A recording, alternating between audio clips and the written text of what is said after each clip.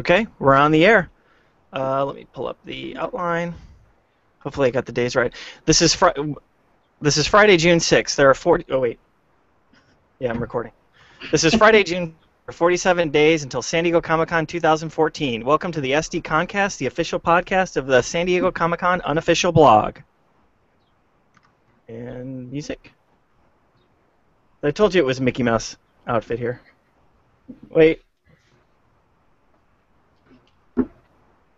VANUHTWE go. Oh my god, I love LiveJournal, and my LiveJournal loves me. Current mood is hyperactive, current music, Refuse 73. I love the color scheme, it's pink and purple, it looks dreamy. I love all the posts I make and the million comments that they rake. I love the internet and I love the world. Oh my god, I love my... Hello, welcome to this episode of the SDConCast, a very special episode. We have a great guest on tonight. Speaking of loving the internet, I love /film.com's Germain Lussier. Not like a man-to-man love, like a respectful love. I love all the love. Thank you so much for having me, Jeremy, and I'm glad to be back. I love talking Comic-Con. I love talking Hall H. I love starting to stress out about it, which is already happening. It is already happening. It's crazy. The news is flying fast and furious, and it's only the first week of June. Yeah. But yeah, and you said you're returning. Thank you so much. You were on last year. That was a big hit with our readers and listeners. So I personally am very happy to have you back, so we can talk movies with you. So thanks. Yeah, I was working my sources today to see what I could find out a little bit. We'll see what we can do. Awesome. All right. Also joining us this week is James Riley. Hello, James. Hey there. What is going on, my man? I'd say pretty much the usual, I guess. Yeah. Okay, so let me guess. Photography, Disney, airplanes. No airplanes. No airplanes this week. Oh, nice. It was actually on Saturday we went to Universal Studios in the morning. Mm-hmm. Did the tour. Found out that the Serenity Mule is no longer on the tour, which was very upsetting. Oh. It was there for like, I don't know, 7 years or something like that, 8 years, and it's gone now. Wow. And then we went and saw Maleficent at City Walk, which was good. I enjoyed it. There was a little bit missing for me, but Beth really enjoyed it. Okay. Jolie did an awesome job. And then that night we went to see Thrilling Adventure Hour. We saw the documentary behind the scenes they did for the web series that they had a Kickstarter for. They showed us all 6 episodes, and then they did a live reading of Sparks, Nevada, and then we watched Serenity. Or, well, other people watched Serenity. I slept through half of it again. You have that problem, James. Well, I've seen Serenity roughly 20, 25, 30, I don't know how many times. Yeah. So basically, I sleep through the middle half of the movie. Right. You gotta stay away from the important parts. Yeah. Cool. All right. Well, I want to get right through, because I really want to start talking movies with Germain, but I also want to talk to Sarah a little bit. Hello, Sarah from Contract News. How are you? Hello. How's it going? Good. Welcome back. Thank you. Yeah. So what's new with you? Anything new? What's new with me? Well, I got a new job this week, so that's what's new in my non-convention related life. Woohoo! Congratulations to Sarah. Thank you. Yeah, that starts next week. So, convention related. Last weekend was Long Beach Comic Expo. Mm-hmm. That was a great show. So I've got that up on Contract. And Sean, the Confluence, was there too. So I know he has a bunch of stuff up on that. So if you live in Southern California and you want to do something that's not San Diego Comic-Con related, Long Beach has some good shows. Excellent. All right, well, I will. This is a good segue because what I did on Friday night after talking to Ali last week, I went and finally saw X-Men: Days of Future Past. So let's talk movies real quick. I think that's the best movie of the summer so far. Germain, what do you think? I think it's quite good, but it's funny. Like, it was probably the best movie of the summer the week it came out, and then this week Edge of Tomorrow is better, and then next week Train Your Dragon 2 and 22 Jump Street are better. Wow. So they're getting good. So yeah, but I do like X-Men, and what's funny is I think just thinking about X-Men in that they were only shooting for like 3 months when they had that big trailer at Comic-Con last year. Uh-huh. And I think Fox is going to look at that and be like, oh, that might have paid off, you know. And Fantastic Four started shooting it right about the same time. Ah, interesting. Interesting. All right. Well, so let's get right into Comic-Con. So last year, Germain was on. We talked about Comic-Con and some of the movies that we thought might appear. So at Comic-Con was there. It was awesome. What were your top moments at Comic-Con last year, Germain? I mean, this is probably the same too as everybody else. We literally were just in Hall H for Thursday to Saturday, and then part of Sunday too, which is always terrible because you don't get to enjoy much.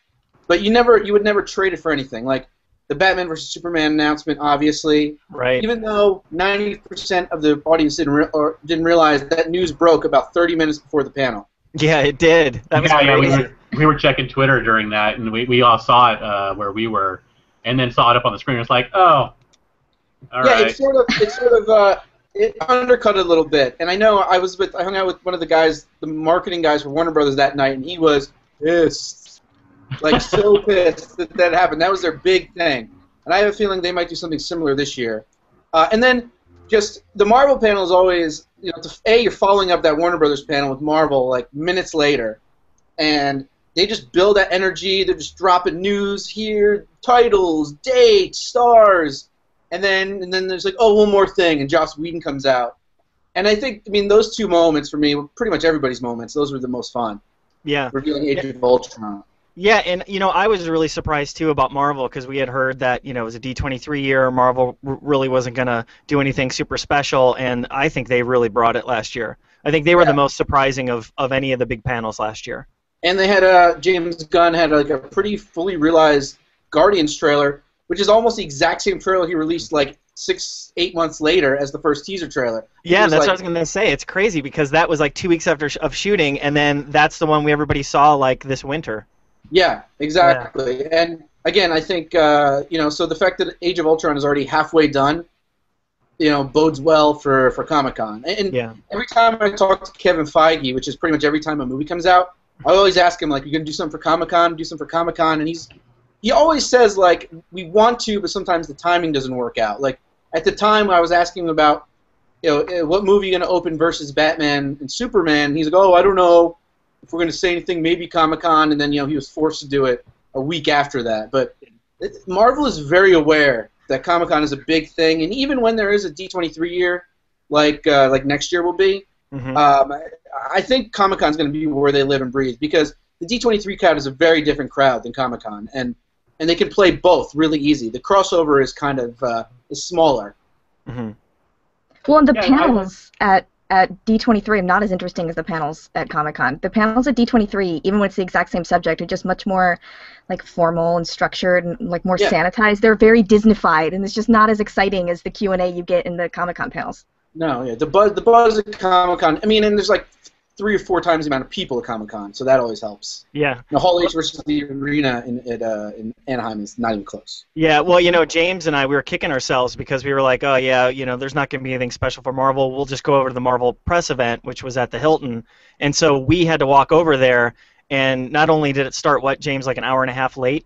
Yeah, an hour and a half. But we missed, like, the spectacle. Like, we missed Loki. We missed all the awesome footage. We missed all that stuff. That's something that we struggle with on the site is, we get some great press opportunities. Do you want to talk to all these people?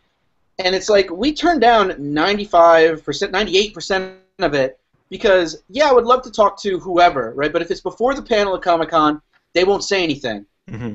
And the only way you can talk to them after the panel is if you're not in the panel because you have to run across the San Diego whatever, across the gas lamp to talk to them. So most of the time, they're like, "Do you want to speak to, whoever?" And unless it's incredibly big, like I think 2 years ago, I went to a press conference for Tintin because Spielberg and Jackson were together. Oh right. Yep. Besides that, we pretty much say we turn down everything because Hall H is where everything's going to happen. Yeah, it's kind of like it's kind of like the best office for you, right? Yeah, it's great.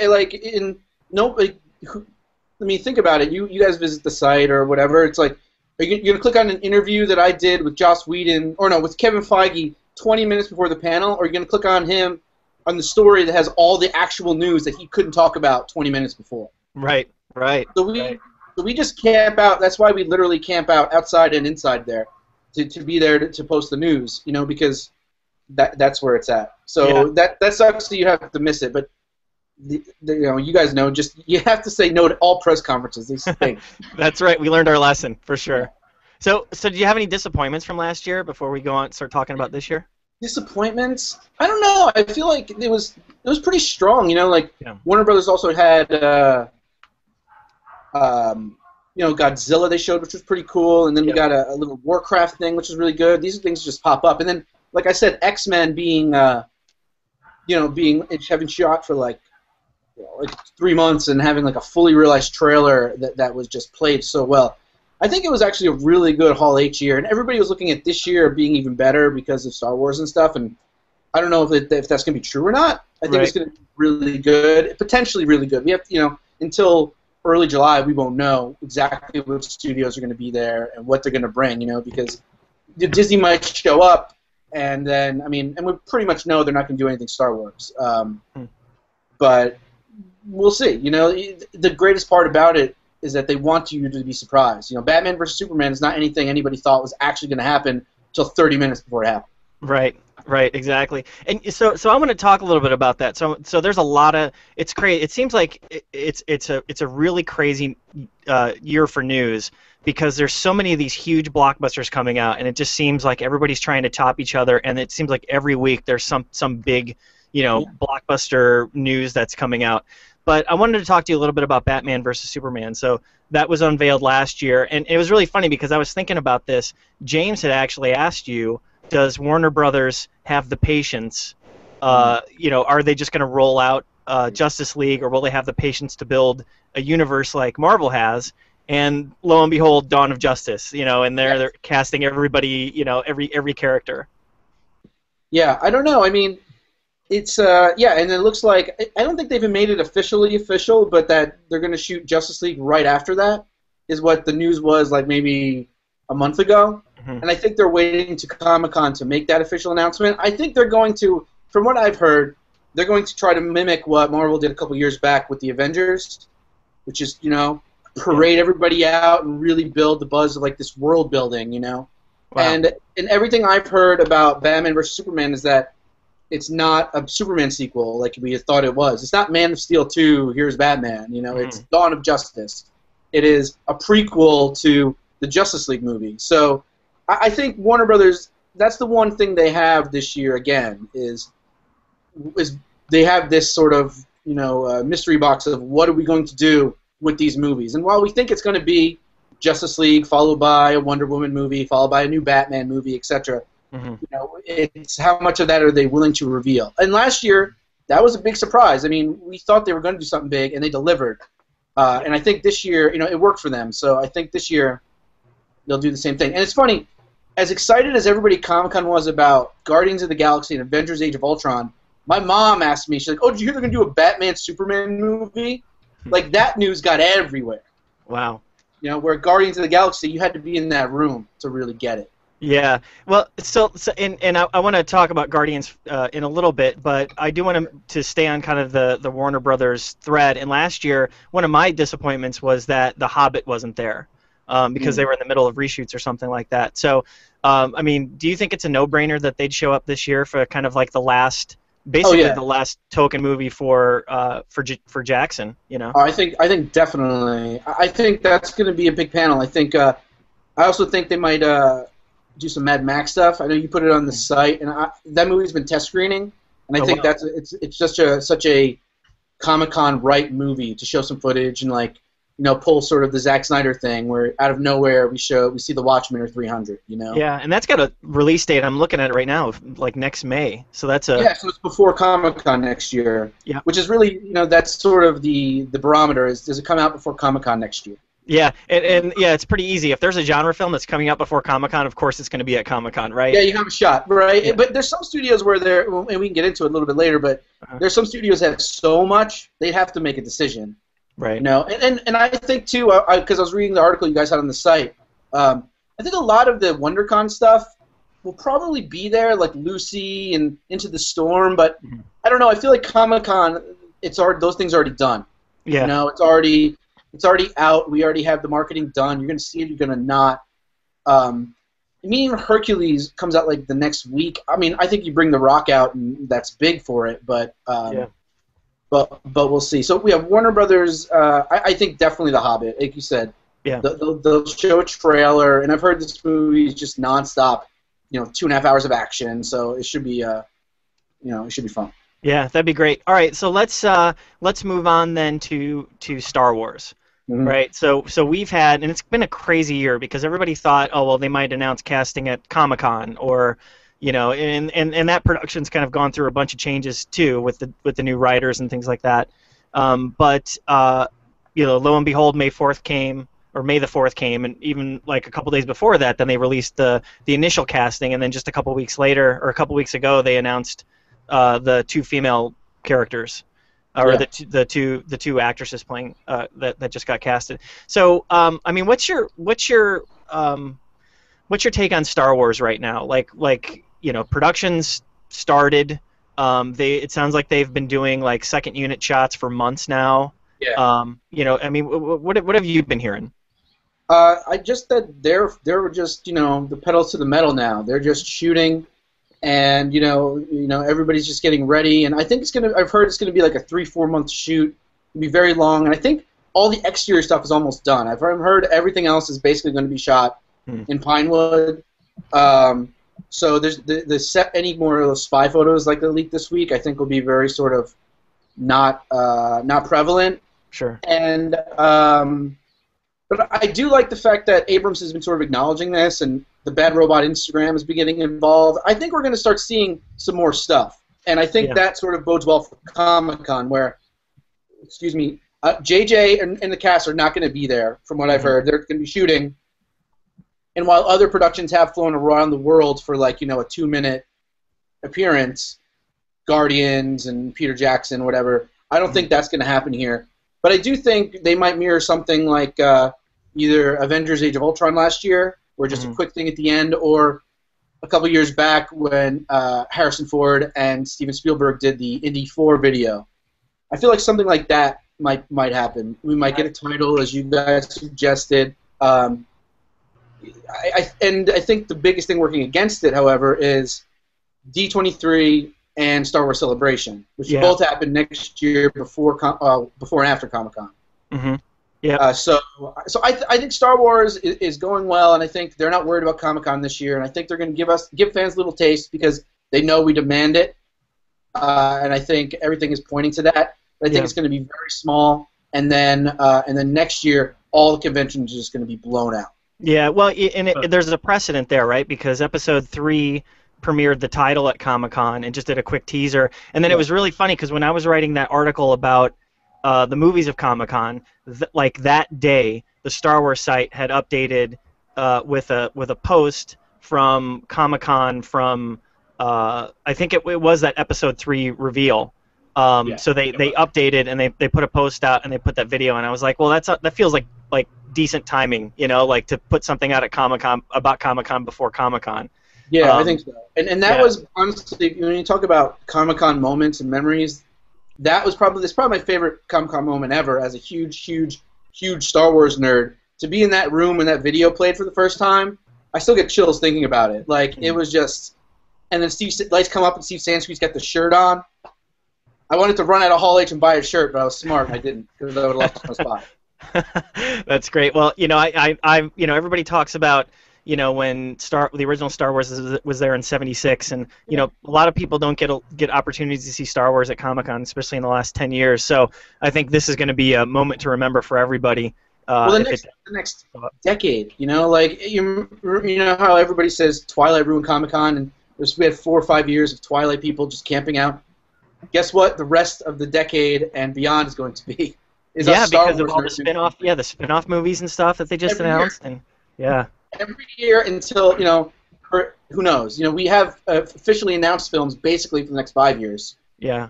So that's that, and then beyond that, sky's the limit. I'm assuming that based on how it started so far, that JJ cannot be JJ. as far as news coming out of Star Wars, he has to bow to what's expected from the movie and the information that needs to come out just for it being a Star Wars movie. Yeah, I think so. I think he's going to push back as much as he can. But I think, yeah, I mean, J.J. Abrams, that was making Star Trek Into Darkness, never would have put a photo on Instagram like happened yesterday. Right. So I think he's going to fight it as much as he can, but he's going to have to do stuff. It's not going to be, obviously, Episode 1 or Episode 3, more like, where like you could watch videos on the set on StarWars.com.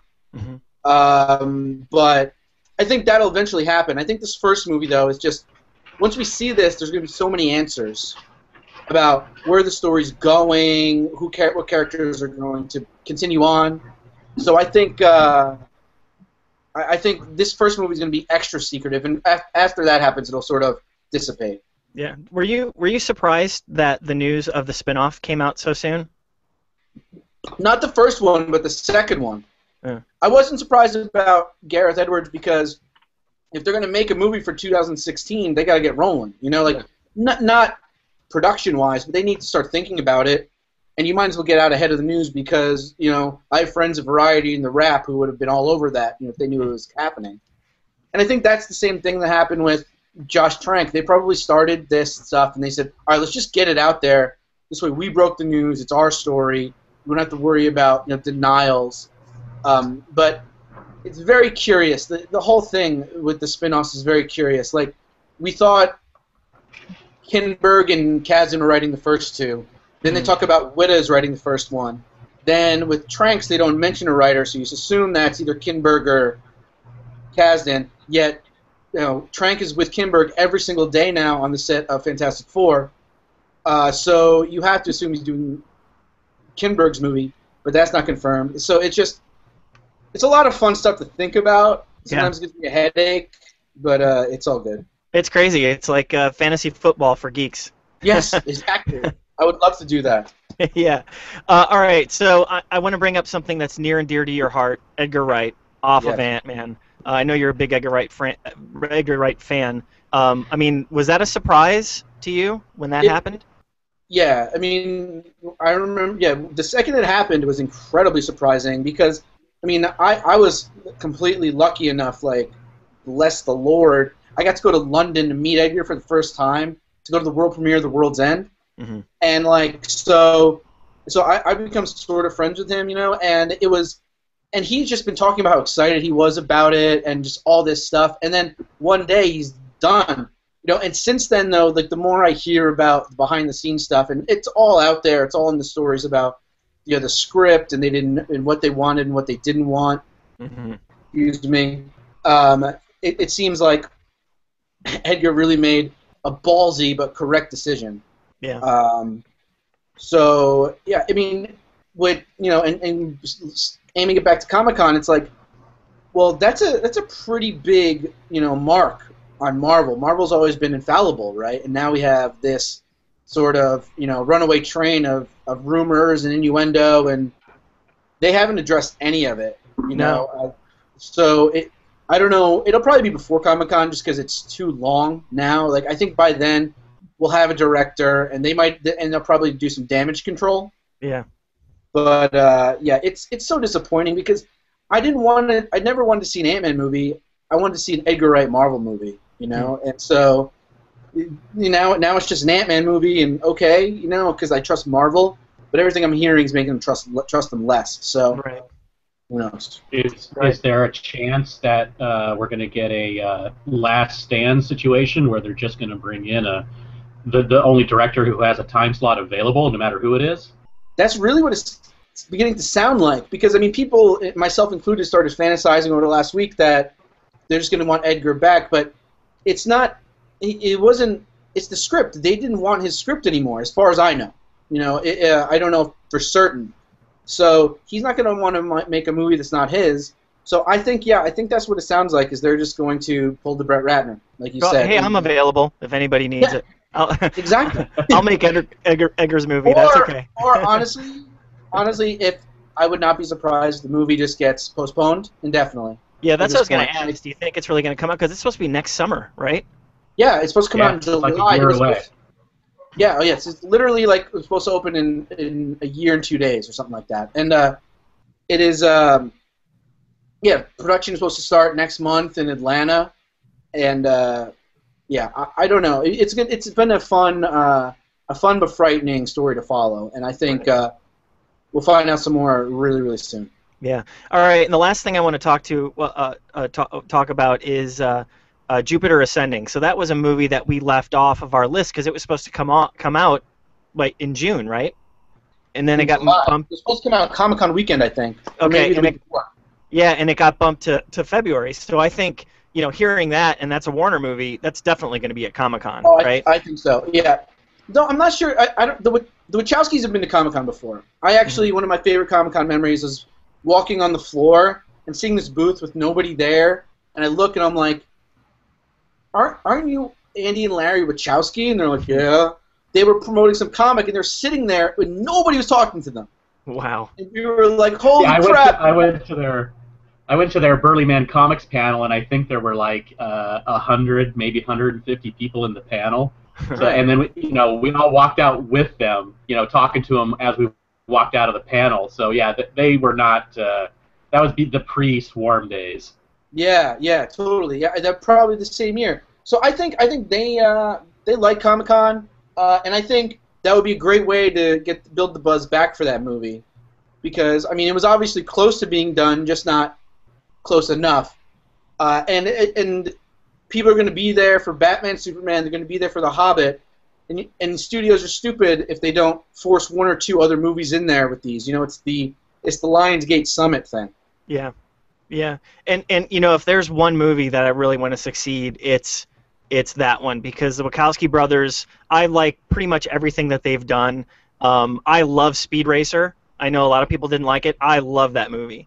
And the Matrix movies, sure, you could say the last two weren't that good, but I'm always rooting for those guys because they are visionaries like very few are out there in Hollywood. Yeah, Cloud Atlas is one of my favorite movies of the last 5 years, and they co-directed it with Tom Tykwer, but I got to speak to them last year for Cloud Atlas or 2 years ago, and so nervous. And it's the Wachowski siblings now because Larry's now Lana. Yeah. But they're so smart and so cool, but guarded as you'd expect, which is we're not sure. I don't think Lana has been to Comic-Con yet, but I think if they're confident in the movie, or at least confident in the footage they have, again, yeah, you're right, Jeremy, no brainer. Yeah, cool. All right, well, let's so any other big news as far as movies that are coming out, or I don't think there's been anything else. I know that the chess game for Ant-Man, as far as the directors has kind of been moving around a little bit, and a lot of the candidates have kind of dropped off the list. Yeah, and the Star Wars spin-off stuff has been big over the last couple of weeks, and after that, I literally write about so much stuff on the site that I forget about it 3 minutes later, and then I have to go back and be like, oh right, I wrote about this Guardians of the Galaxy thing or whatever. So yeah. Sometimes you forget about that stuff. But let's talk about Guardians for a second, because so I've heard that's going to go. Marvel's going to push that big at Comic-Con this year. It comes out in theaters 2 weeks after Comic-Con. We heard there might be a screening there. I think there's going to be a screening the week after for a convention that's happening there. So we know that there's going to be a print around, somewhere. Yeah. So what have you heard? It seems like a really weird, and I'm almost very cautious about it because it seems like a very different Marvel movie. What are some of the things that you've been hearing about it? I've been hearing really good things about it. Everything, because it's all juxtaposed with this Ant-Man stuff, right? So we're like, okay, Marvel is having problems. Marvel's scared of, because they're making Avengers, and obviously Avengers is infallible for them. Mm-hmm. It's Whedon, the whole cast is back. It's a sequel to the third biggest movie of all time. So you take that out of the equation, they have Guardians, and they have Ant-Man. And so everybody's trying to equate the two. And everything I've heard is whatever's going on with Ant-Man has nothing to do with Guardians. Everyone loves Guardians. They're very excited about it. The studio's very excited about it. They all think it's going to be really, really big. Wow. And even today or yesterday, Variety put up an article saying that licensees who signed on, you might think they'd be scared of the movie with, a talking raccoon and a talking tree, but they're actually like all aboard because they're so excited about the movie. Wow. So Wow. if those people are excited about it, the people who have real money to make in it, Yeah. I think we have something special on our hands, and I'm just so excited. What I am curious about, though, is what you said is this is the first time Marvel we have a movie that's opening so close to Comic-Con. Yeah. So how are they going to handle that? Like you said, a screening makes sense, but how do you get 100,000 people in a screening? Well, I mean, a couple years ago they did that with Captain America because that came out Comic-Con weekend, the first one. Oh, okay, yeah. Yeah, and they had those probably- kind of special screenings, so that it was kind of like a raffle or a giveaway. Yeah, you're right. I They forgot run about- screenings all day. I think maybe the Thursday ones were the special ones, and then it opened on Friday, and then you could just go That's see right. They gave out the Right. Mondo posters. Yeah, the Mondo poster. it. Yeah, so it'll be interesting though because that was a different Marvel, I think, than what is Marvel now. Yeah, the post Avengers Marvel is totally different. But I think the cast will be there. I think they'll be sort of the main event in the panel. Mhm. But at the same time, I'm 95% sure I'll have seen the movie by then. I'm sure a lot of the press will, and there's not much they can do at that point. The buzz will have been sort of cemented. Right. So I mean, they might focus it on other things. They might. We just hired. That's another big news we forgot to mention is they hired Scott Derrickson to direct Doctor Strange. Oh, that's right. That just came out. Yeah, which Yeah, he so, directed like, Sinister, right? I think. Yeah. He directed Oh, he- Sinister. He's got a big movie coming out this year called Deliver Us from Evil. Okay. Jerry Bruckheimer's first horror movie. Oh, okay. And I've heard good things about that movie, and he's a really nice guy, and he's been up for it for a while. So I think he'll definitely be there, and he'll talk about it. We'll definitely get the release date on that. That's for sure. Yeah. We'll definitely get probably a subtitle for Cap 3, I would guess, which already has the release date set of May 16. And then do we find out more Phase 3 stuff? I think maybe not. I think we might wait till next year because Avengers will be out at that point, and then we'll be digesting Ant-Man or not at that point. So, there's still a lot of time to go for Marvel. Right, and it's really weird because after last year, I'm not going to put anything past Marvel at this point. Yeah. They could talk about 2020 if they wanted to. Feige's got his plan, Yeah. but his plan did involve Ant-Man. So Yeah. That's it. And by the way, Sinister, I have to say, is like one of the scariest movies that I've ever seen. So if they let him go crazy on Doctor Strange like Sinister was, that's going to be one weird movie. That'll be definitely interesting. Yeah, exactly. I think he's a really good, interesting choice, and so that'll definitely be part of the panel for sure. And it's going to show that Marvel is definitely in the business of making the Marvel Cinematic Universe pretty much the same thing as the Marvel Comics Universe, with all the different brandings of comics, where they have the horror comics, they have the superheroes, Yeah. And really looking forward to that if they can pull it off. We know it'd be awesome if they announced Tomb of Dracula with Blade. Because they got Blade back, right? Yeah, they do play that. Yeah, no, that's just I don't think fanboy. the Disney banner is going to sort of keep their stuff PG-13, I think. But Right, exactly. but yeah, They should march out Touchstone again. yeah, just to give them R-rated movies, right? Right, exactly. All right, so I want to go through some of the movies that we thought might be at Comic-Con this year. Now, you had mentioned Into the Storm and Lucy. Those were at WonderCon, but Richard Armitage said in an interview earlier this year he'd be at Comic-Con for it. So who knows in what capacity, right? But Like, he's also in The Hobbit. he's also in The Hobbit, right? Same Right. studio too. So I'm sure it'll get mentioned, and it's sort of it's a very Comic-Con movie, that one. I think the trailers and stuff there are cool, and they haven't really pushed it yet. It's coming out this summer, Yeah. and we've only seen like the one trailer. I'm sure that's going to start coming very soon, though, probably before Comic-Con. Right. The Expendables 3, which, very interesting, has Harrison Ford in it.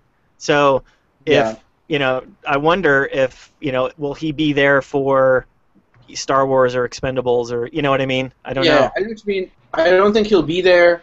Expendables 3 is there, though. I'll tell you right now, it's a lock. Yeah. Lionsgate is going to be there with Expendables, Hunger Games, and maybe even Insurgent. Ooh. But they're going to be there. They're going to do what they did too. And parade out as many big stars as they can. And that worked, and that movie was really fun, so hopefully that'll happen. But I don't know about Harrison Ford. But I'll tell you right now, Lionsgate's definitely going to be.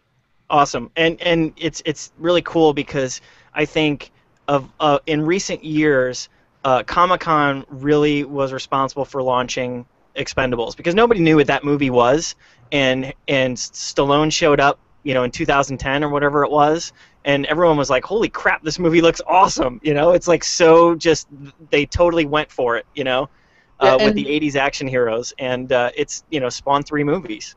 And the fact of the matter is, now that Lionsgate and Summit are together, like they're both Lionsgate, so it doesn't really matter either way. But Hunger Games is still a force for 2 more years.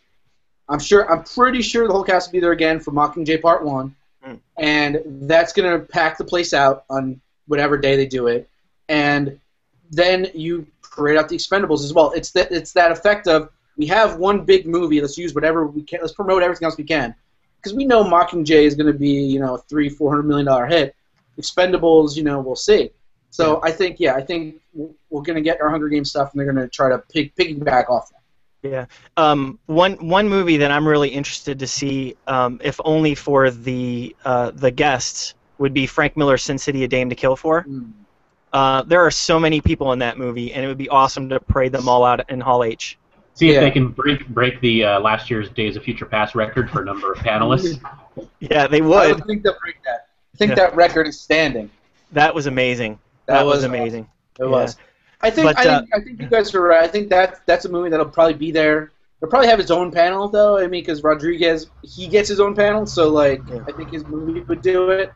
Honestly, though, that's not a movie I'm too excited about. Maybe it's just me. I don't know. Pros haven't done much for me. I think the cast is great, and I really like the first movie a lot, but it's one of those movies that people are like, Sin City 2's coming out, and I'm like, oh yeah, I forgot. Do you think it's been too long between the first one? I don't even know if it's been too long. It's just, it looks exactly the same. What can they do that's new? I mean, it's basically going to be the same movie with a slightly different story, possibly. Yeah, exactly. And I think that's sort of what it is. I mean, I'll obviously see it and hope for the best, but it's not a movie I'm particularly excited about. And maybe there you go. Maybe that's why they bring it to Comic-Con and they show a badass trailer and some new stuff and some new tech that'll really get me excited. Yeah. All right. So real quick, moving on, the Maze Runner. That was at WonderCon, but that's a September release, and I think is that Fox? That's Fox, and Fox is interesting in that, I mentioned at the top here, is Fantastic Four. Mm-hmm. Currently shooting, will have been shooting about the same time as Future Past, and they'd be stupid not to bring that out. Yeah. I think they will. I think the success of Days of Future Past and that panel and that trailer will really bring it. They also have the Secret Service, Matthew Vaughn's movie, which is based on the comic. Oh, right. I think that'll definitely be there. I tried to actually. No, I have an email here. Let's see. No, it's not. Okay. I was going to say, they showed us a scene from that movie at WonderCon. Right.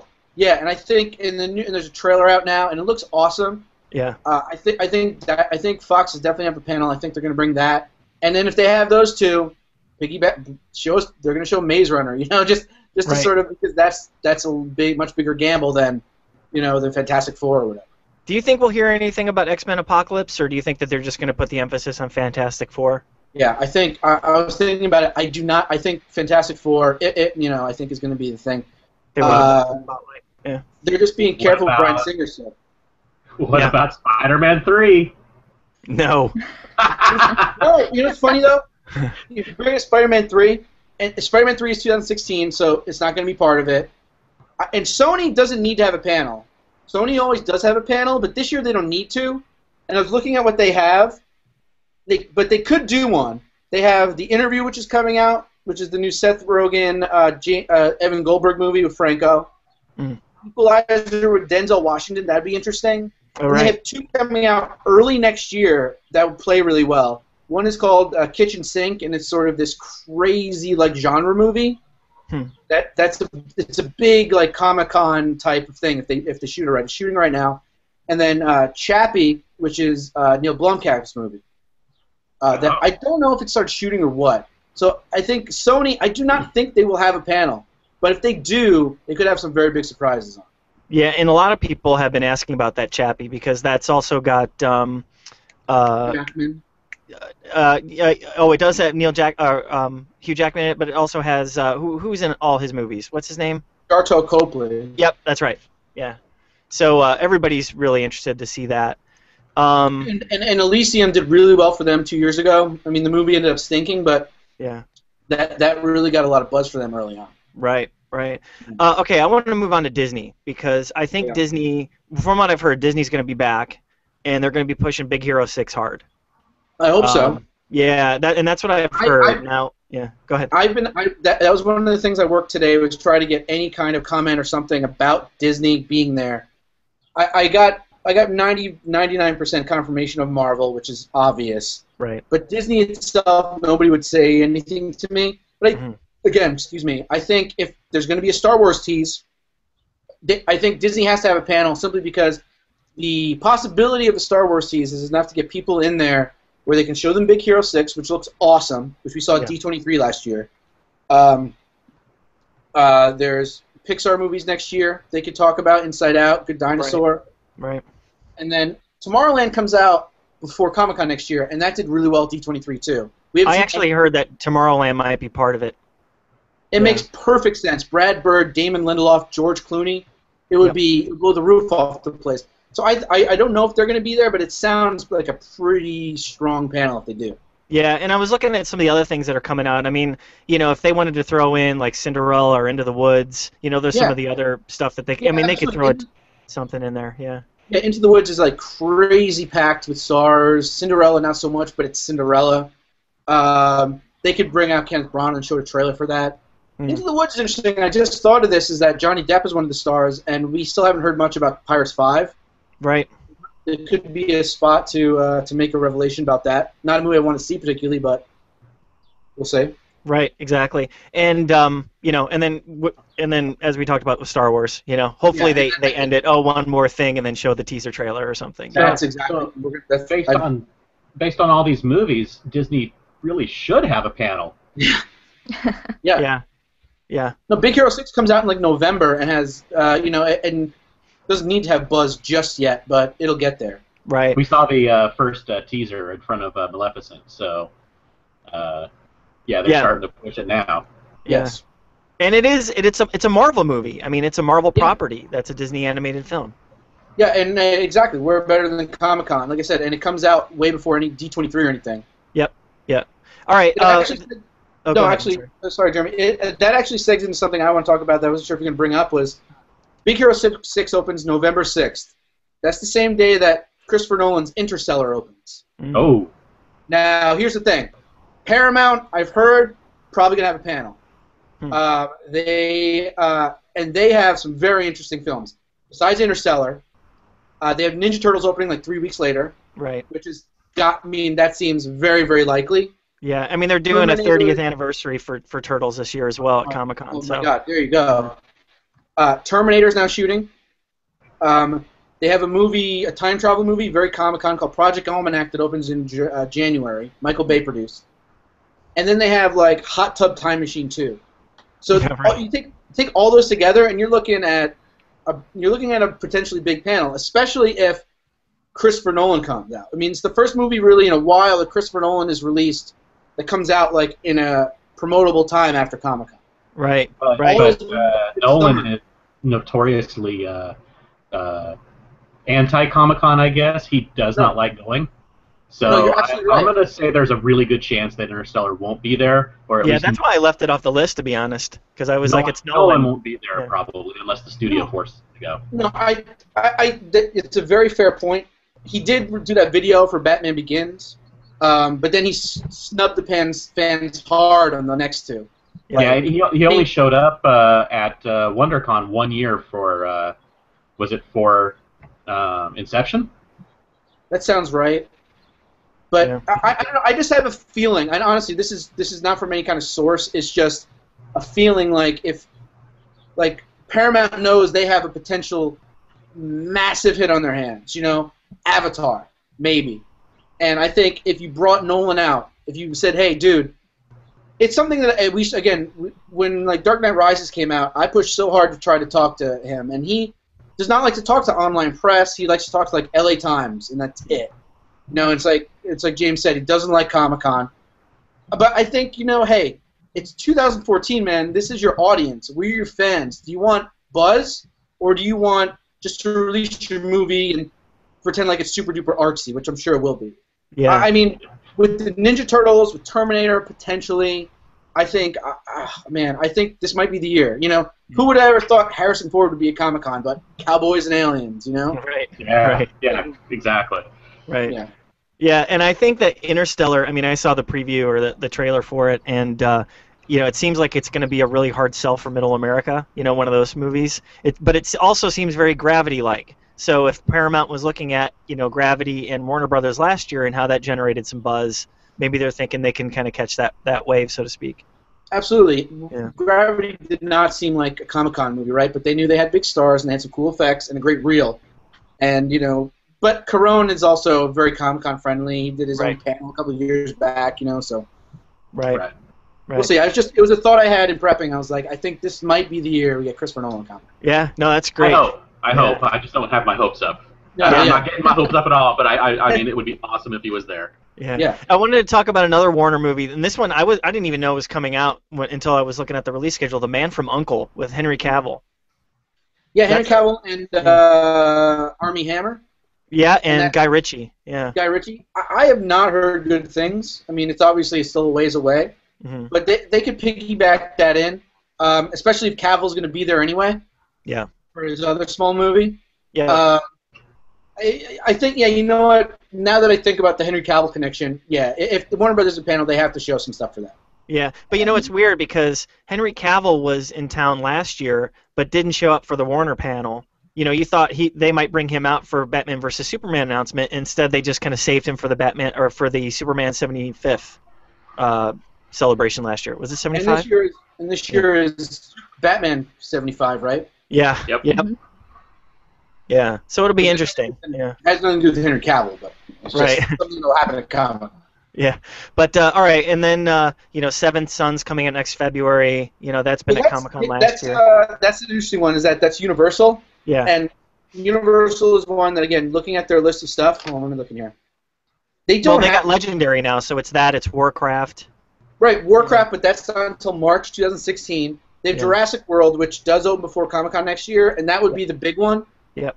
And two other ones that I was looking at that I really thought were interesting that I don't think have been at Comic-Con. Fast and Furious 7, which I don't think a Fast and Furious movie has been at Comic-Con. No, But that would be fun.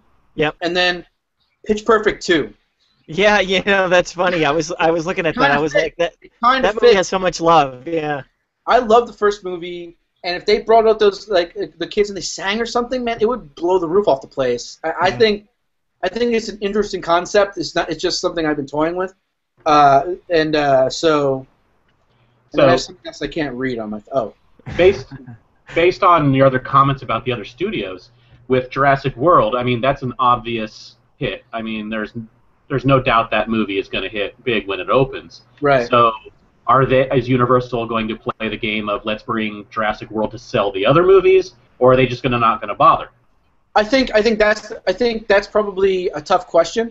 I think they could do it. They could bring it to sell the other movies, but it's also so far away. It's expensive to get a panel at Comic-Con, right? So it would be like to send everybody there, and that they don't need the panel. But if they do have the panel, it'll be there. I think that's really what it comes down to. It's either all or nothing for them. Yeah, and it's got Chris Pratt's in it, and also another cast connection, Judy Greer, who's in Tomorrowland. So you always kind of look at who's going to be in town for what, because that'll always save costs. Apes opens right after. That's Fox, but she'll be there. She's in Apes, and they might push that there, but they won't need it at that point. It comes out right there. Yeah, and Jurassic World opens in June 12th, so it's 2 weeks before next Comic-Con. So that'll be interesting. One more I wanted to talk about because we talked about all the other big ones, but I put this on the list. I thought it might be kind of funny, but the Entourage movie. Yeah, you know what? Well, but again, they were at Comic-Con, remember? They did go to Comic-Con. They went to Sundance. They that's Warner Brothers, so again, they could sneak it in with Batman. it'll be fun to bring those guys out. That movie's done shooting. They finished like this week. They had some time off. I visited the set of that movie. I can say that much. I can't say much more. And I'm a huge fan of the show. I think it's going to be kind of fun.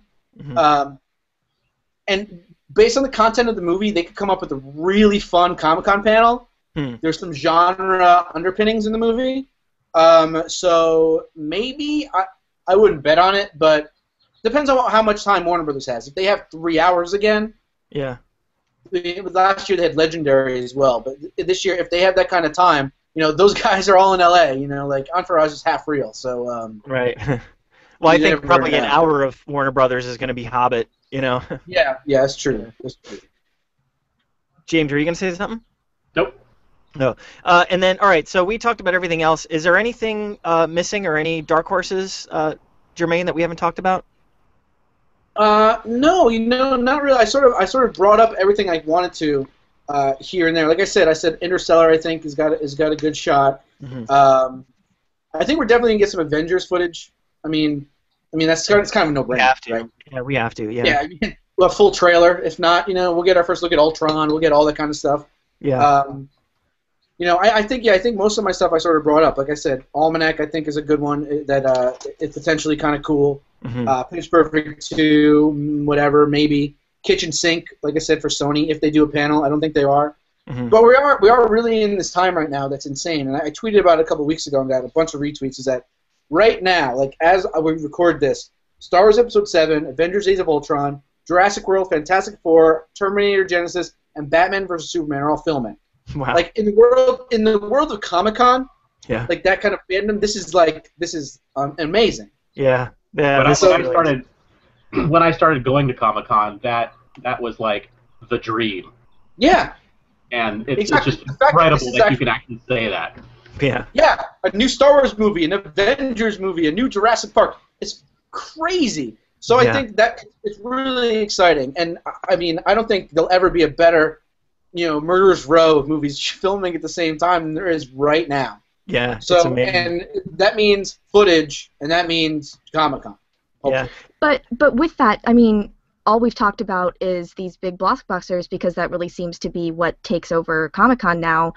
Jermaine, do you think that there's still any room for the little indies that want to come and try and build an audience with a group of people that has the right mindset for their movie? Because that complaint gets made about Sundance a lot, too, that there's no room for real indies anymore. Do you think that's still something that there's space for at Comic-Con? Sundance gives a lot, but Comic-Con is interesting. I think yes. I think, but the studio, it's like I said, it's so expensive to do it. That's sort of why it's the studio thing now. Is that actually I was just talking today. This weekend, The Fault in Our Stars opens, which is a studio-produced sort of small indie. It's not a small indie. It probably cost $40 million, but it's like that movie. A movie like that, maybe not that specific movie about cancer, but something like that could do really well at Comic-Con. I think it's just a matter of the studios picking and choosing. And in the past, there have been small panels. The one that comes to mind is Solomon Kane. That had its own panel at Comic-Con, and the movie never even came out in theaters. But they were confident in it, and they got a spot in Hall H, and they pushed it. So I think there's room for it. I don't think it's going to happen too often anymore, simply because of the studios just crushing. I think at this point now, for me, it's like, and also it's the spread. Do all the studios want to be on Saturday? Right. Who's going to go to Friday? What can we fit in Thursday? And does TV go off Sunday? Who knows? Like if Game of Thrones could be Saturday. You know what I mean? Something like that. Walking Dead is Saturday. Right. It's just could be. Right. So. Yeah, and I want to segue into the indie discussion and just in kind of in closing. And one thing that we forgot to mention, I think Thomas Tull had hinted that they might do a Mass Effect movie announcement this year, which is a Legendary property, which is kind of funny because it was like 2 or 3 years ago, Legendary had that panel in 6AB or one of those big rooms inside the convention center. And remember, there was a Bradley Cooper movie. He wasn't attached to anymore. Paradise Lost. Yeah. So they talked about that, and they talked about Mass Effect back then. Well, I heard that they're actually gonna, maybe do something this year. Well, that would be Universal, and then that Yep. would be Jurassic World. So Yep. there you go. Yeah, but as far as indies, so it's really weird because I was looking at this. Every year they seem to do one weird indie movie, or one studio will send an indie movie down that's not in the convention center, but they do like a screening or something. So last year it was that movie, The To-Do List, with Aubrey Plaza and Clark Gregg. The year before that was Hit and Run with Dax Shepard. So I took a guess at what the weird indie movie at Comic-Con would be for this year, and I came up with What If. So Yeah. it's this Daniel Radcliffe movie. But what's interesting is that Daniel Radcliffe is on Broadway until July 20th. So it would be interesting for him to come to Comic-Con and promote his movie. Yeah. I don't think Radcliffe's ever been to Comic-Con. I don't know. Yeah, I don't know. James, has he been there for I the don't later recall him ever coming because I'm pretty sure we would have heard the noise. Yeah. And also, what's interesting about What If is that it's directed by, I forget the guy's name, Morse or something, but he directed Goon, and he's one of the people who's now in the talk for Ant-Man. So if by some weird thing he's there, maybe that's it. Yeah, I didn't look that deep, but I did see that, and I've heard nothing but really good things about that movie. It premiered in Toronto. Yeah, last year it did. Yeah. Yeah. So I've heard it's very good. So it's definitely possible. Cool. All right. Well, I know you got to go, so I don't want to keep you. But Germain, I just wanted to say thanks so much for returning to the SDConCast this year. It's always awesome talking movies with you, and I hope to see you in San Diego this year. I will be there, and I will see you guys. And I'm actually, funnily enough, the reason I have to go is because I'm taking a long weekend in San Diego. We're staying at the Marriott. It's going to be very, very, very quiet. I can't wait. Like the first time it's ever been quiet. Yeah. Yeah, my girlfriend's never been down there, and I was like, she's like, should we pick up some beer? And I'm like, there's a Ralph's right up there. I know exactly where it is. Yeah, exactly. I was like, I am the tour guide master for that area at this point. So that's why I got to go. Thank you so much. And so I just want to say, where can people find you on the internet, just real quick? Absolutely. You can look right here. There we go. /film.com is where I write, and then my Twitter, at Germain Lussier. Thank you so much. Excellent. Thanks, Germain. Bye, guys. Have a good one. Germain. All right. Thanks, Germain. Cool. It's always a pleasure talking to Germain. I love it. Yeah. I love talking movies. I love talking movies at Comic-Con. We went right into it. This is like the big thing. I love it. Doesn't that That got me all excited now. Now I'm some all of that excited. stuff. I'm ready. I know. Now if that stuff's not at Comic-Con, I'm gonna be all like, but. Yeah. Yeah, at this point, everything's a letdown. Everything. Yeah, Yep. but it's awesome because when we were looking at the list last year and we went through all that stuff, I mean, we had like stuff on there like Gravity. I mean, we were thinking, I would look at everything and say, well, this kind of has Comic-Con appeal. Let's throw it on. And we pretty much hit the majority of the movies that were on. I don't think we missed many, if at all. But it's awesome to talk through that stuff with Germain and get his insight and like I said, it's like fantasy football for geeks. I love it. I'm ready to stand in line. Who's with me? No, not yet. Somebody's not probably yet. already there camping. You wait for the weekend. Wait till after the weekend, then you'll go. All right. Well, okay. So, how do we come down from that one? I don't know. Talk about 1980s glam metal band, maybe? Oh, you mean like the Transformers? The Knights of Unicron. Okay, dude. All right, so we're talking about the news of Comic-Con right now. And by the way, I know we've got some viewers online. If you guys have any questions for us, let us know. We do have a new segment. Hopefully, do we have any questions prepared for our new segment of the week? I don't know. No. But send us your questions. Tweet them. We'll look for them. Am I looking for them? No, I'm not looking for them. But that's okay. All right, so Hasbro announced their latest Comic-Con exclusive, and it is a doozy. We've got some awesome pictures on the site, by the way, because we got the high-res photos today. And it is I love it. It's the Knights of Unicron. It's a 30th anniversary tour edition. They all look like hair metal. It's like a hair metal band with Transformers. I love it. I still don't know how to feel about it. This is Really? so like, As a Transformers it's so, like, over my head. I'm too young for this. I'm going to share my screen so people can see it.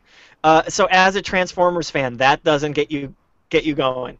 it both gets me excited and makes me shake my head at the same time. Like it's so awesome in its concept and yet so incredibly stupid at the same time.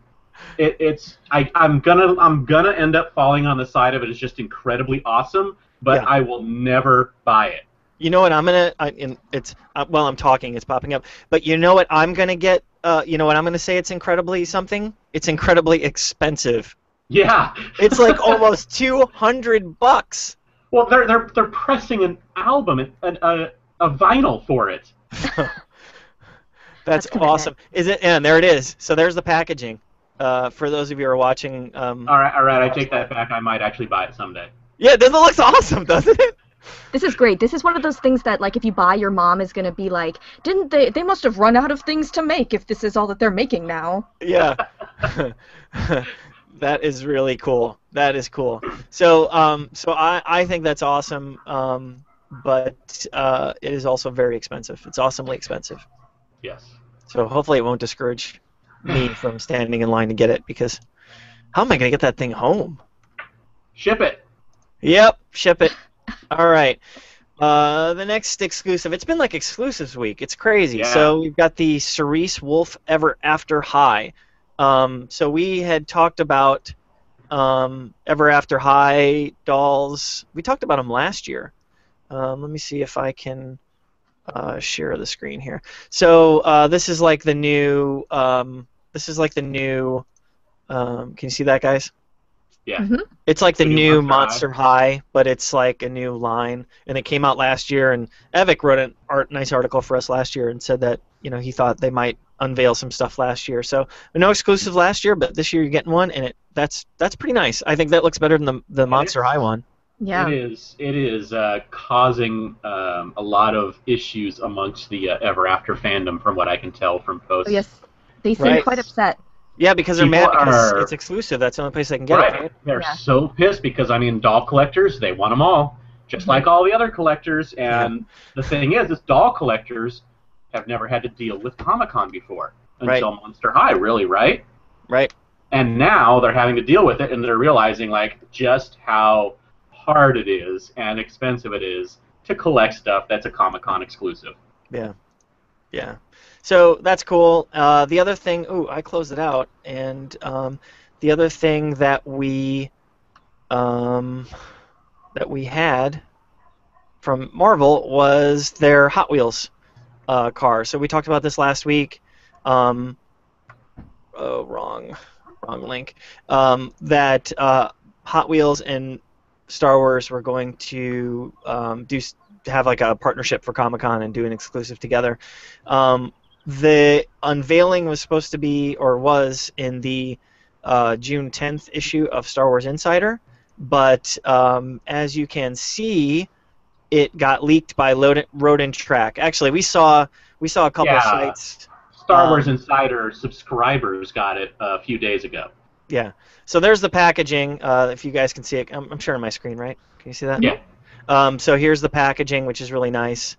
It's Hot Wheels Star Wars. It's got Vader on the top, nice black.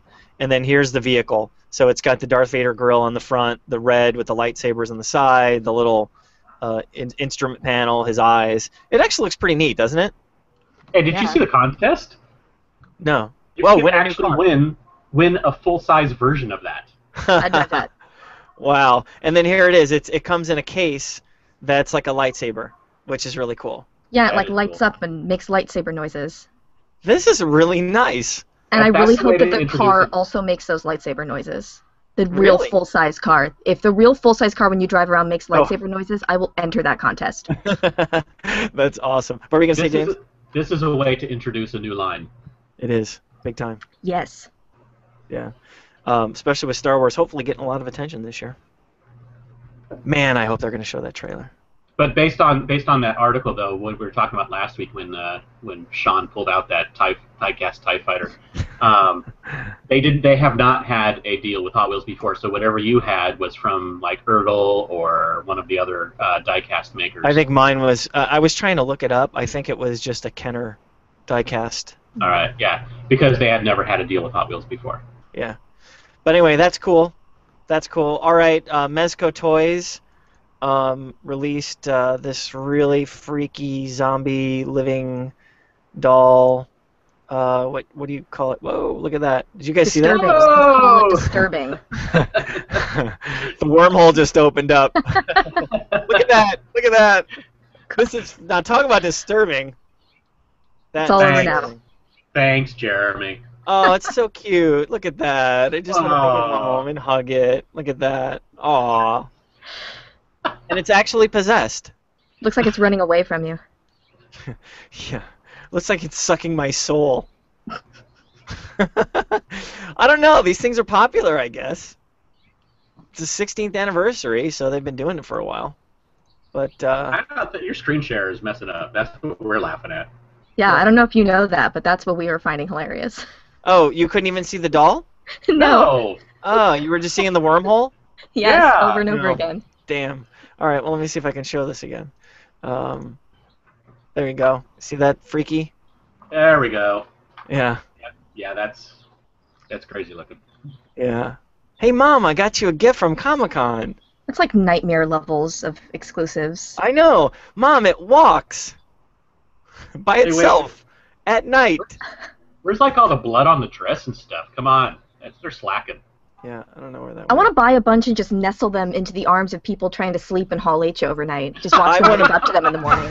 Yeah, that would be awesome. But not necessarily nestle. Just put them at like a foot away from their face, like staring at them. So when they wake up. Yeah. Exactly. We have to find Carrie. So it would be like not Joss Whedon waking her up, but one of these dolls. That wouldn't be a happy story. No, that would be freaky. Or you could buy like 20 of these and put them on your neighbor's front lawn. So when That's they woke up great. in the morning. Yeah. With like a fog machine. All right. Enough of that. Let's get back to the non-screen share. Okay. What else do we have on the list for exclusives? We've got Diamond Yoda Bank. So there was a leak also in that same Star Wars Insiders magazine for a Diamond Select, the company, is doing a Spirit Yoda. So I could show you that right here. There it is, a Spirit Yoda. This came from yakface.com, so he posted, he posted the scan of the.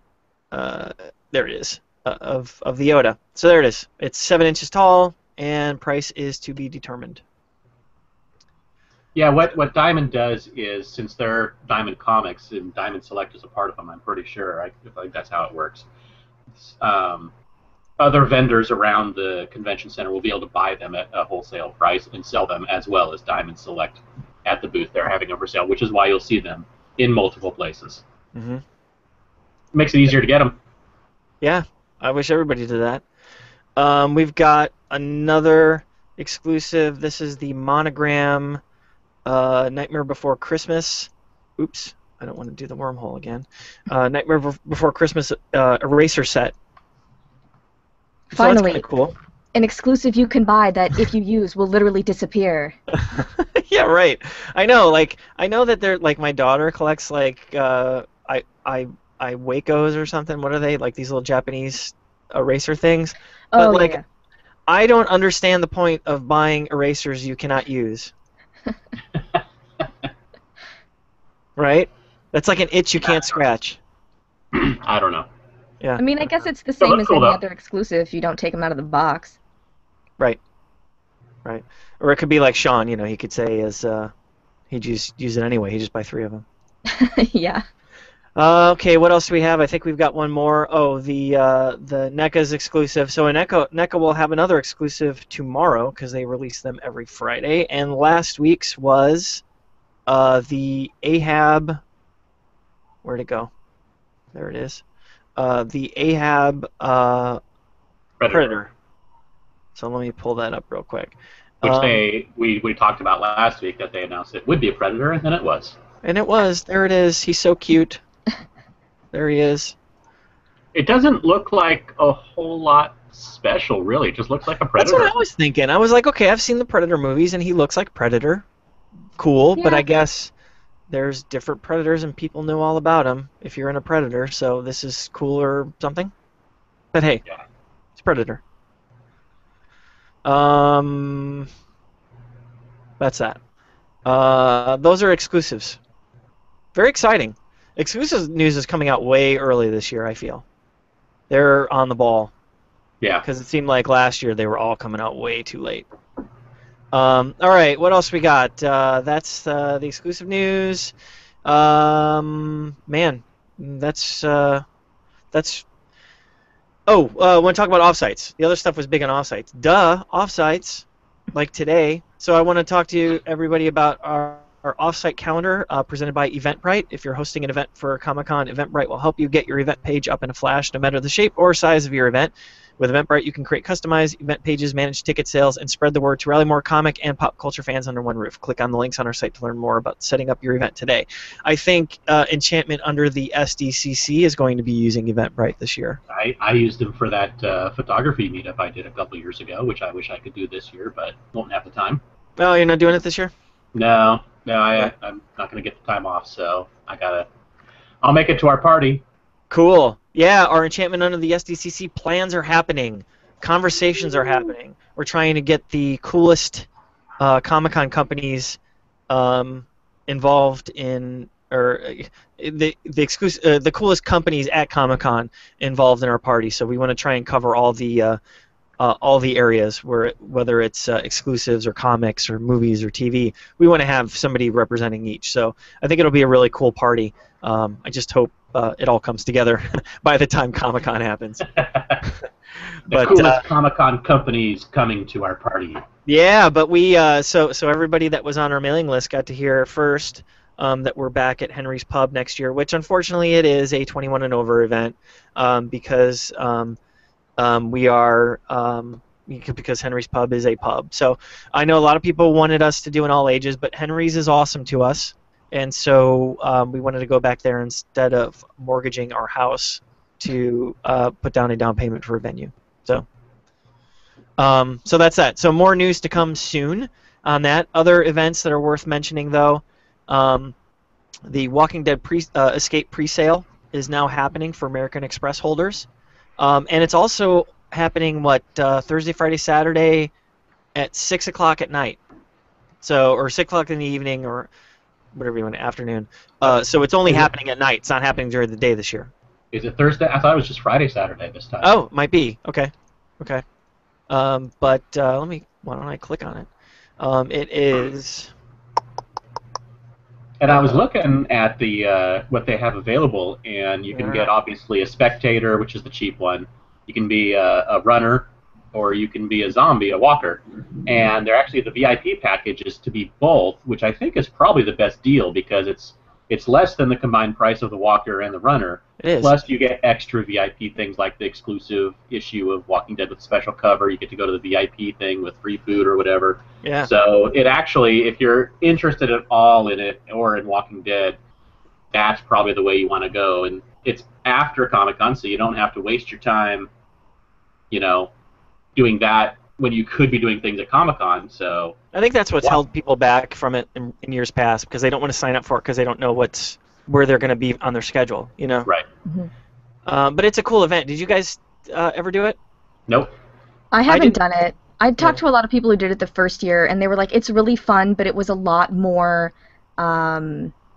intense, like physically intense than they thought it would be. Like, I talked to one woman, she was like, oh, I tripped and I have all these like scrapes on my knee. She's like, it was a super great time, but I did not think it was going to be that they make you sign up hardcore. for release. Yeah, I didn't do it at Comic-Con, but I did it here in Philly when they were here, and I got to tell you, it really kicks your butt. It's fun though, but it's insane. What I would do is I would get the VIP package, and I would go do a walker first, and then I would run the course as a walker, because then you could just act as a walker and the walkers won't go after you.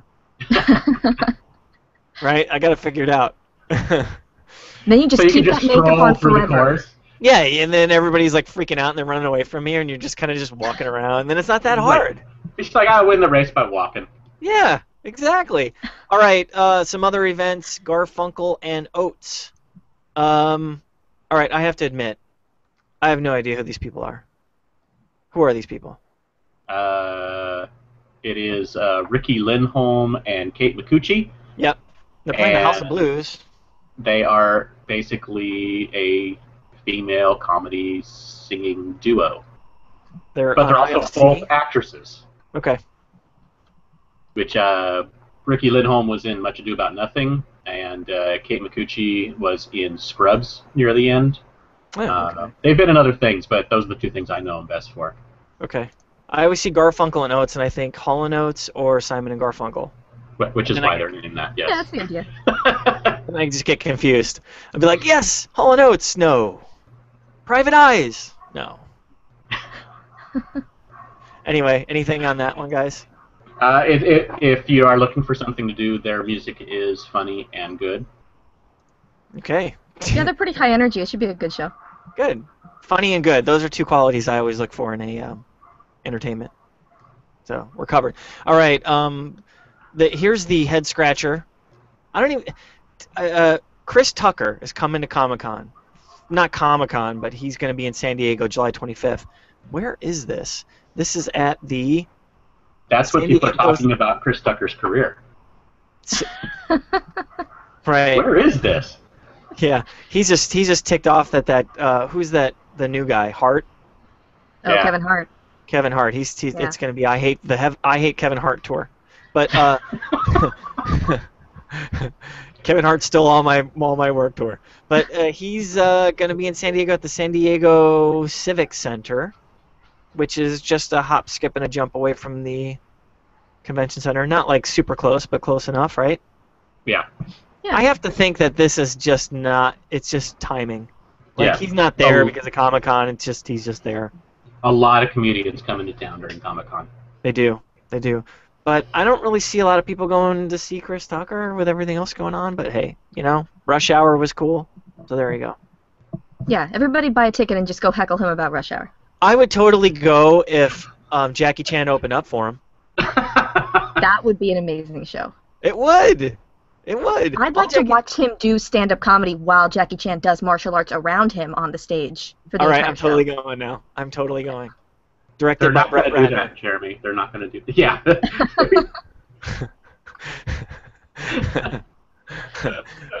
All right. The last big event that we want to talk about is the MTV Fan Fest. Those came out today. So you remember last week when we were talking about Linkin Park and what they were doing there? Remember all that stuff? Well, now we know.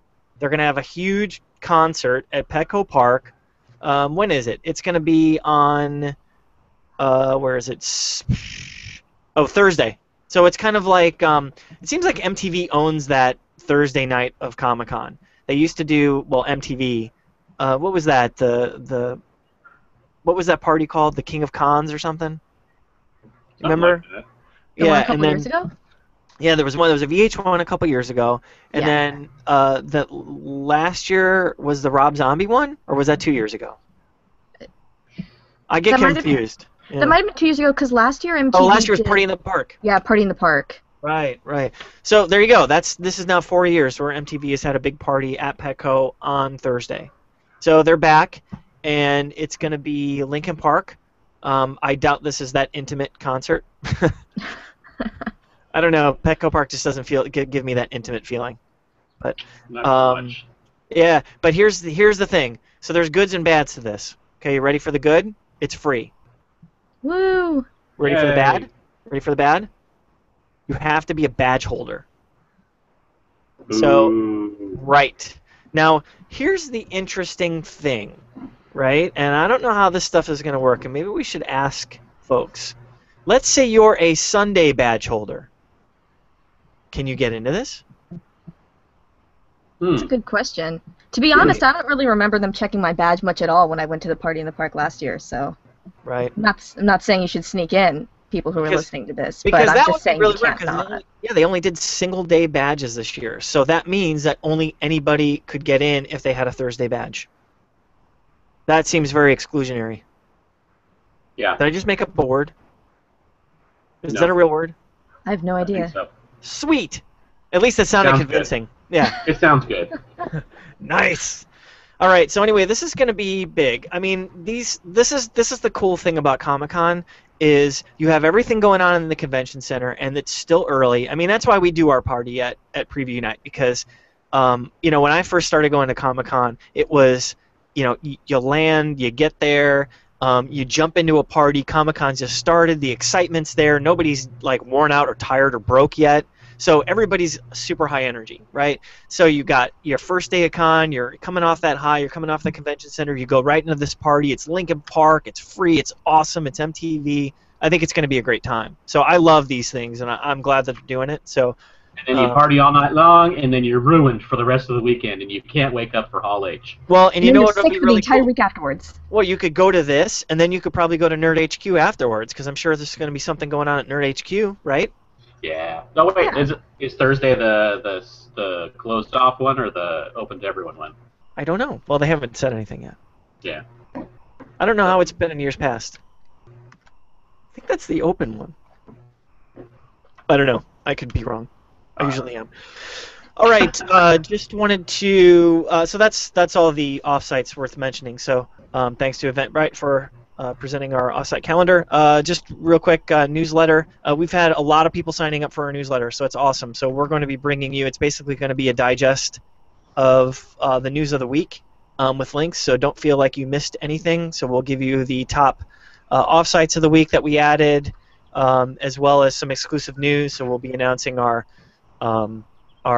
enchantment under the SDCC party through the newsletter first. So go ahead and sign up. We'll put the link in the show notes. Okay, so we do have a question. We have a question of the week. So I'm going to kick off a new segment. You guys ready for this one? Brace yourselves. Yes. The new segment is called the Question of the Day. Well, you can take it there. Nerd. Oh my gosh. That's good. You're really taking it to a level that I'm not quite sure that they're supposed to be analyzed on. Wait, I just think I thought of a really good one. Isn't that the question of the day? Can't wait. I love it. Wasn't that great? Are you gonna shorten that? You're gonna shorten that for next week, right? No, it's going to get longer. It's Oh gonna be no! longer. He's gonna Yeah. find more clips. You know what? I haven't told you this. When I was in college, I took every short round quote from Temple of Doom and put it on our answering machine. So my mom, and this was like, I'm older. So this was like way back when you had to actually pay for long distance calls. So my mom would call and have to listen to like 3 minutes of short round. You call him Dr. Jones, doll. No time for love. So that was great. Yeah. So I'm not a fan of brevity. I just want to let you know. All right. So our question of the week, or our question of the day, and I want to make a disclaimer that is in no relation to Dane DeHaan. So we're going to call that the not Dane DeHaan. So that's not Dane DeHaan's question of the day. Right? I just wanted to make that disclaimer. So the question of the day, Lawrence Brenner on Twitter asked, what are your favorite at con foods? Is that what he asked? Yeah, that's a good question. Oh, at con, like at con. Yeah, like what do you eat at the con? Right. Besides nothing, because you don't have time for it. So I have my thoughts. I'm not going first. All right, Sarah. Oh, And I'm going let you- first? My history of bringing food to the convention is a long and hilarious one that I will spare you most of. Because I'm super cheap and a super picky eater, and I hate every single thing that they serve at the convention center. So I always bring like a sandwich or something for lunch. But I also don't like cold cuts, so my lunch choices are really weird. Last year it was so bad I couldn't get the Bayfront to give me a mini fridge, and I was driving. This year I'm taking the train, but I drove to San Diego last year. Last year I actually brought my own mini fridge and dragged it up 20 stories to my room at the Bayfront. I'm not gonna say that's a weird thing, because last year, and so this is what I do. So remember Germain was talking about going to that Ralph's down the street? Mhm. That's my first stop. I land, I check in, and then I go to Ralph's and I pick up. This is what I pick. I pick up a case of water for the week, because I carry water with me. I also buy some of those big smart waters, and I put those in the fridge. Oh, yeah. And this is what I was saying. That's not weird, because those fridges don't work in the mini bar fridges, they just don't work. And B, you can't fit anything in them anyway. Yeah. Except for like an apple. There's like you can't fit anything in there. I buy some Dan Actives for breakfast. So, I want to start healthy. I bring snacks during the day. I don't like to eat at Comic-Con. I don't like to eat because you don't want to weigh yourself down, but you want to give yourself just enough for energy. So I'll bring like snacks. Like I'll buy like a box of cereal and some Ziploc bags. And so I'll just fill the Ziploc bag with a bag of cereal like when I go out in the morning. A banana, buy bananas, apples, and pretty much that's it. And that's what I live on unless I can go to like a party with free food or something like that. Oh, yeah. And I just live light, so it's cheap. So I basically spend like $50 in groceries, and I'm eating Mostly healthy. yeah, With it's the not fruits and nachos stuff. and pizza and hot dogs. Right, exactly. Center. And it's like fruits and stuff, and stay hydrated, so I get the smart waters, and that's what I do. So that's my thing, James. How about you? Well, at con itself, I'm similar. I will try and get something to either eat on the way or as quick as I can. So muffins or something like that, cereal, anything that you can eat quickly for breakfast and get out the door. And then usually we bring a sandwich, some kind of salty, crunchy snack, like either some Cheez-Its or some peanuts or something like that. Maybe something chocolatey to help balance it out. Yep. Banana or an apple, and go from that. And then at the evening, it's usually trying to find a restaurant to go to, whether it be, when I was living in San Diego, whether it would be going home and getting something on the way or stopping on the way. My favorite place to eat out is the Field, because I don't get to go there very often. And I think that's about it. But yeah, snacks.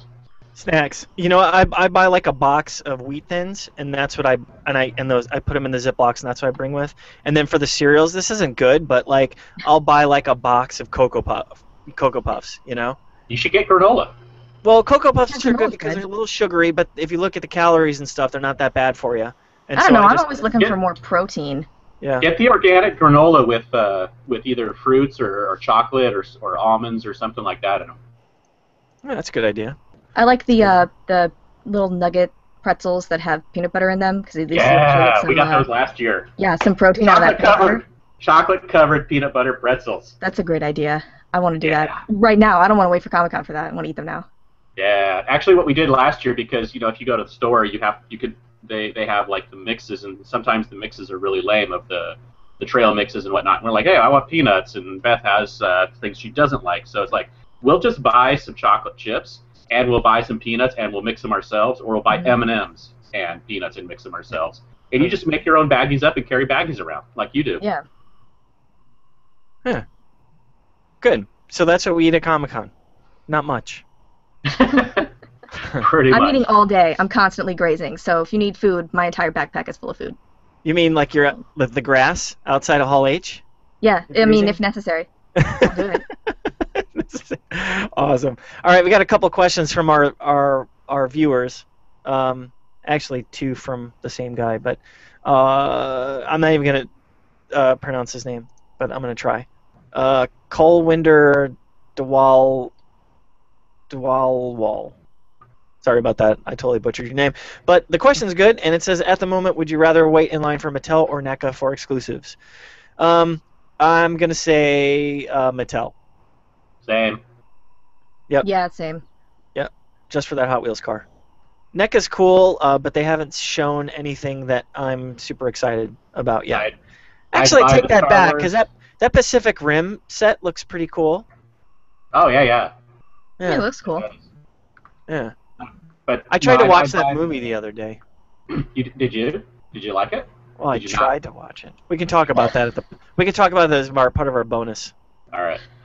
No, for the Mattel, I'd be like, yeah, buy the Star Wars and then buy as many of the Cereses as you can and sell them on eBay because they're going to hold their value. And obviously, all the people want them across the world.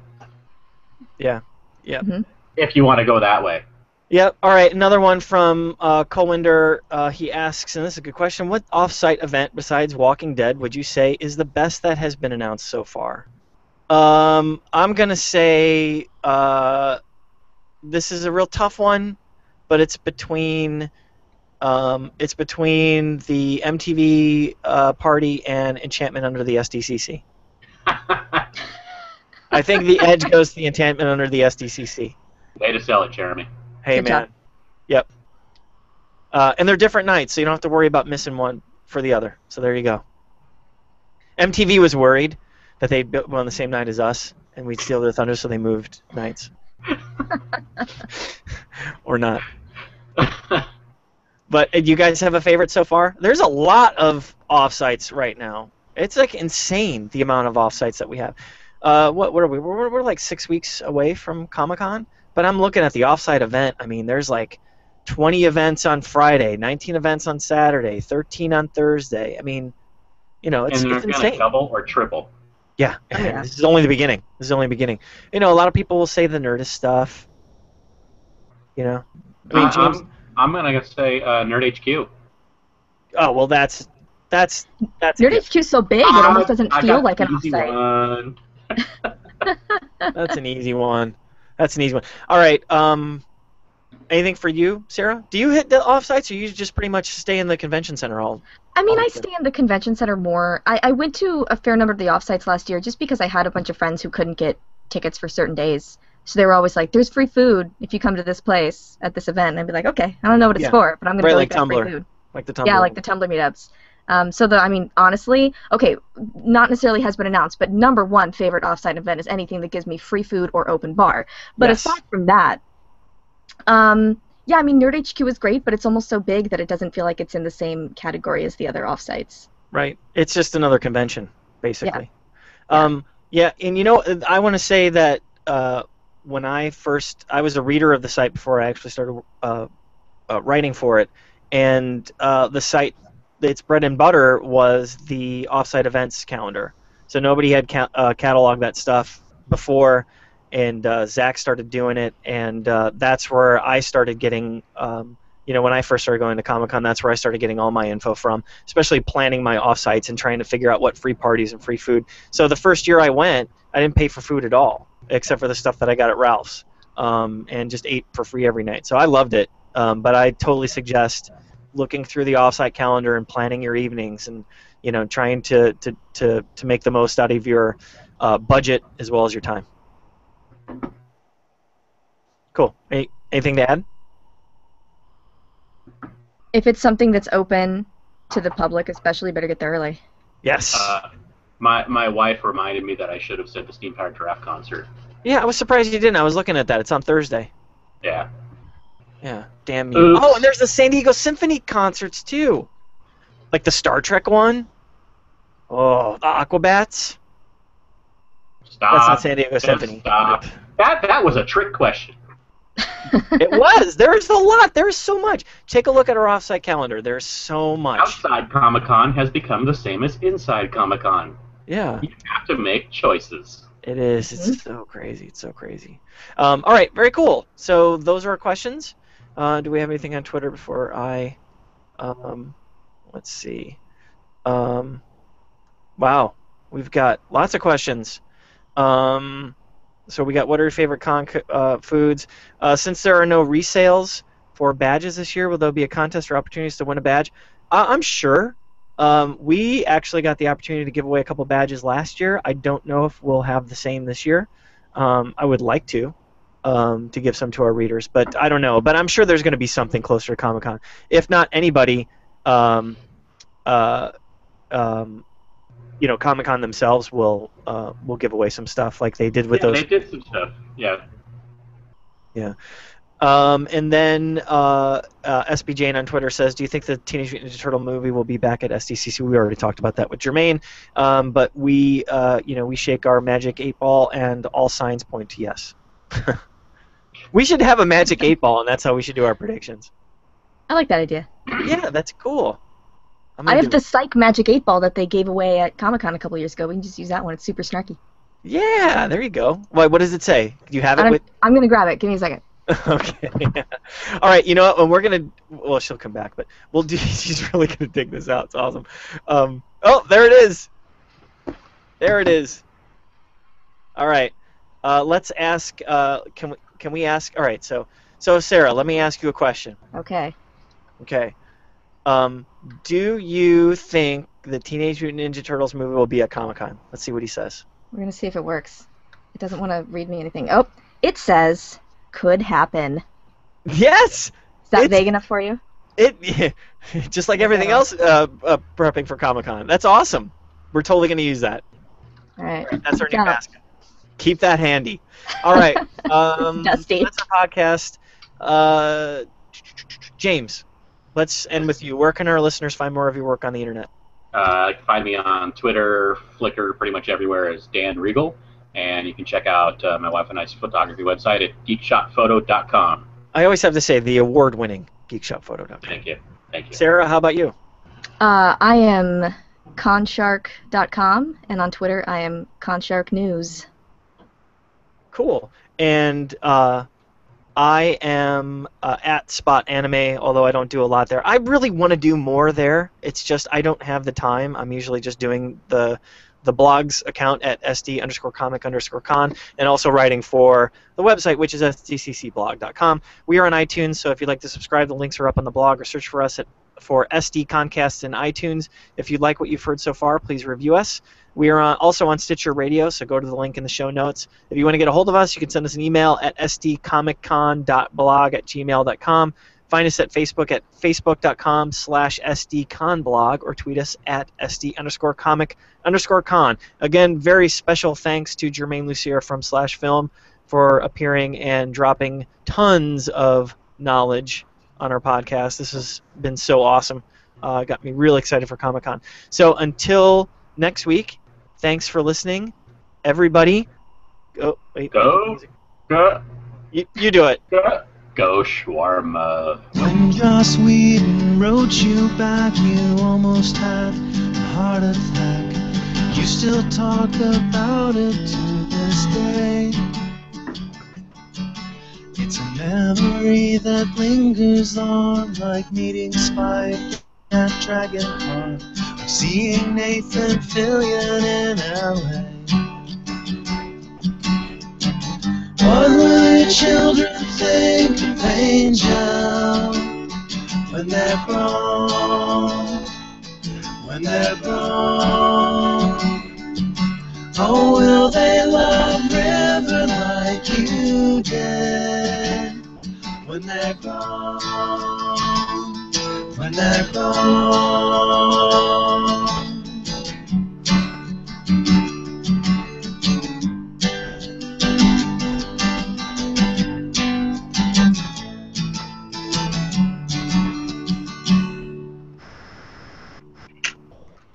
All right, we are in bonus time.